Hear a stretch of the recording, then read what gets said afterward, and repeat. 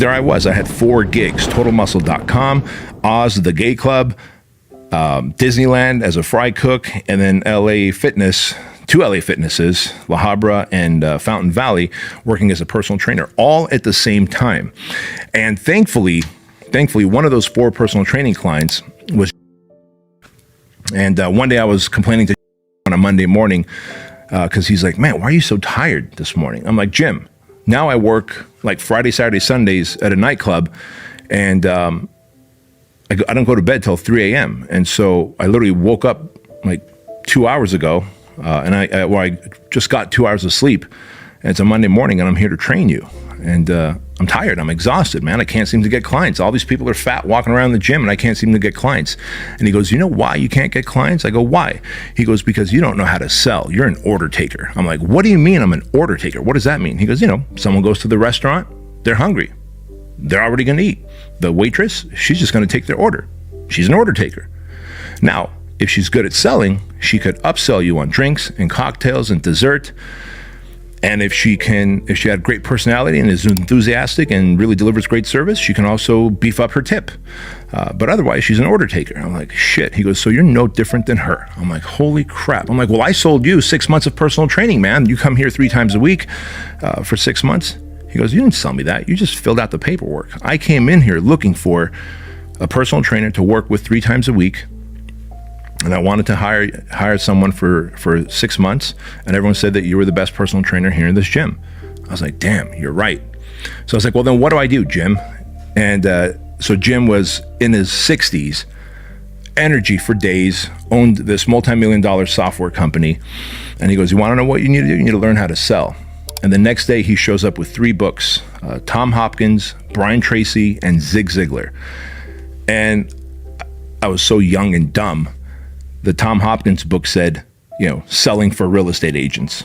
And it was the first book of the 3 on top. And I'm like, Jim, this says like for real estate agents. I'm a personal trainer. How's this going to help me? He goes, look, dummy, you need to hear personal trainer each time you read real estate agent. Otherwise, selling is selling. And I read Zig Ziglar, Brian Tracy, Tom Hopkins in the order that he gave me, listened to a whole bunch of Brian Tracy cassette tapes in the months that followed, started selling like no one's business. Like I was selling 12-month packages, $4,000, $5,000 packages. Of course, most of it goes to the gym and I'd get a commission out of it. But I very quickly I ended up quitting Oz. I ended up then quitting Disneyland because I was working full time. And when Jim Franco saw that I was all of a sudden working full-time as a personal trainer, still trying to get totalmuscle.com to fire, but that was just not working. I was way too early to the online game. I told Jim, I said, man, like my schedule's packed. I'm packed. This is great. I appreciate you for teaching me this. I go, the next thing is I need to open up my own personal training studio. He goes, well, how much money do you need? I go, probably $55,000, right around there. I just need like 2,500 square feet and I'll be a personal trainer. He goes, cool. Do you need a business partner? I go, I guess. Are you going to loan me money? He goes, sure. So he loaned me the $55,000 for 8% interest. This was the worst deal ever. Yet look at another lesson I got to learn from Jim Franco, the shark of all sharks. He loaned me $55,000 for 8% interest. He was my 50-50 business partner in Premier Results, my first personal training studio. And I paid him back all that money at 8% interest, and the agreement was that he'd still be my 50-50 business partner.